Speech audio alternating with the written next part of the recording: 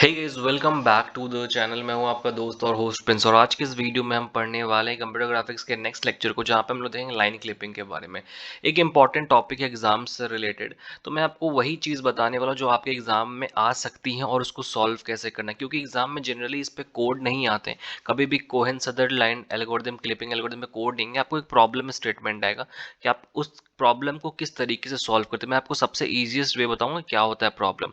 तो बेसिकली हम लोग क्लिपिंग किसको बोलते हैं? अगर कोई भी फिगर, कोई भी लाइन, कोई भी पॉइंट अगर आपके डिस्प्ले स्क्रीन से, जहां पे आपकी डिस्प्ले हो रही है, जो रीजन है बेसिकली जहां पे आपकी पिक्चर दिखती है एक रीजन पे, अगर वहां से बाहर है तो उसको क्लिप कर दो, मतलब उसको काट के हटा दो। और जो पोर्शन दिख सकता है आपके रीजन में, उसी पोर्शन को दिखाओ। उसको हम लोग बोलते हैं क्लिपिंग करना, मतलब किसी भी फिगर को क्लिप करना। यहाँ पे हम लोग पढ़ने वाले लाइन क्लिपिंग की। लाइन, अगर आपका लाइन रीजन से बाहर है तो उसको किस तरीके से क्लिप करेंगे और उसका क्या प्रोसेस होगा, उसके पीछे क्या एल्गोरिदम लगता है। ठीक है, सबसे पहली एल्गोरिदम जो पढ़नी, कोहेन सदरलैंड क्लिपिंग एल्गोरिदम। अब इस एल्गोरिदम का एक सिंपल सा मोटिव है।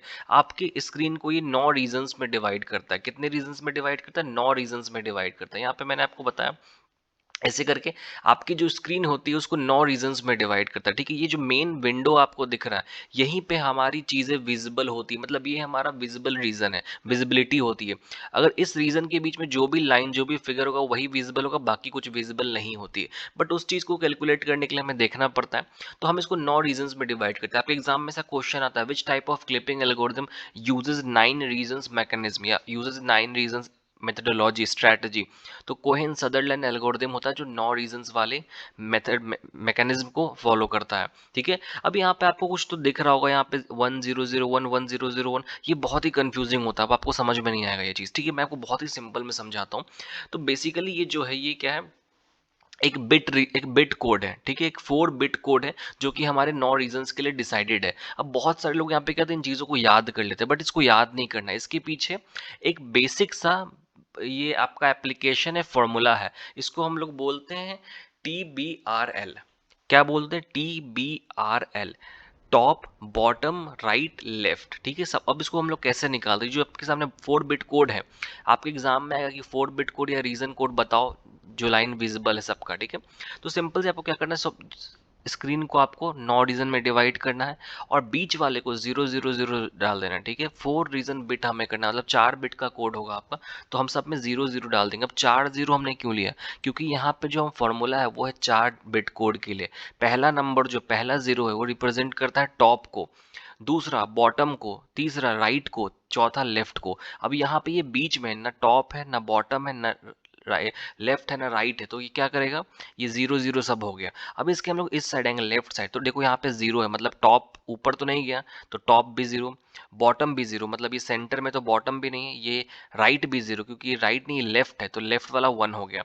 अब वो आप पर टॉप पे गया, ऊपर देखो यहाँ पे ये 1, मतलब टॉप है, टॉप हमारा 1 हो गया, क्योंकि अगर हम लोग इसको रेफरेंस मानेंगे, बीच वाले पोर्शन को रेफरेंस मानेंगे, तो ऊपर क्या हो जाएगा, ऊपर टॉप हो जाएगा, नीचे बिलो हो जाएगा। तो ऊपर जितने भी फर्स्ट लेटर है सब पे 1 1 है, देखो, क्योंकि हम पहले चीज़ों को टॉप से रिप्रेजेंट करते हैं। तो ये हमारा टॉप हो गया। फिर दूसरा क्या है, बॉटम, तो बॉटम है क्या, तो बॉटम नहीं, 0 हो गया।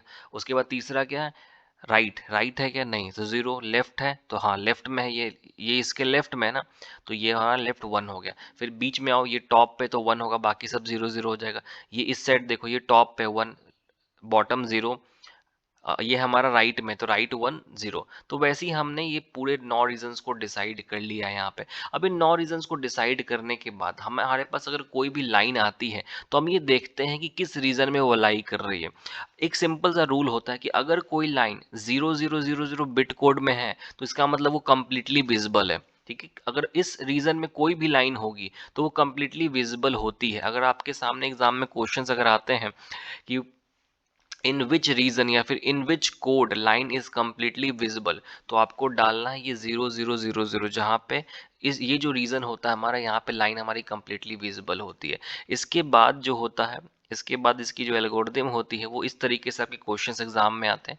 Consider the clipping window and lines shown in figure, find the region codes for each of the following. ठीक है, कि अब इस हम लोग इसको किस तरीके से, इसका प्रोसेस क्या होता है वो हम लोग समझते हैं अब इसको। ठीक है, सबसे पहले हम लोग क्या करते हैं कि सबसे पहले हम लोग कोड रीजन असाइन करते हैं।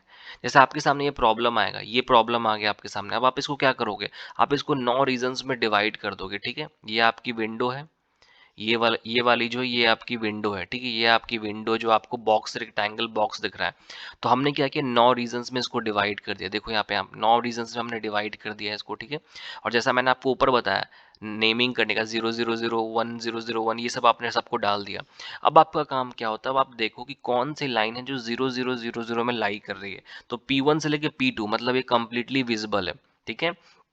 जो लाइन 0 0 में दोनों, एक लाइन की अगर दोनों एंड पॉइंट 0 0 0 0 में है तो उसको कंप्लीटली विजिबल, उसको कुछ छेड़छाड़ नहीं करना है, ठीक है। अगर कोई लाइन कंप्लीटली विजिबल नहीं है तो क्या करना है उसको हमें क्या करना है बताओ। अगर कोई लाइन 0 0 0 0 में नहीं आ रही है तो उसको हमें क्या करना है, कंप्लीटली इनविजिबल बताना है, ठीक है।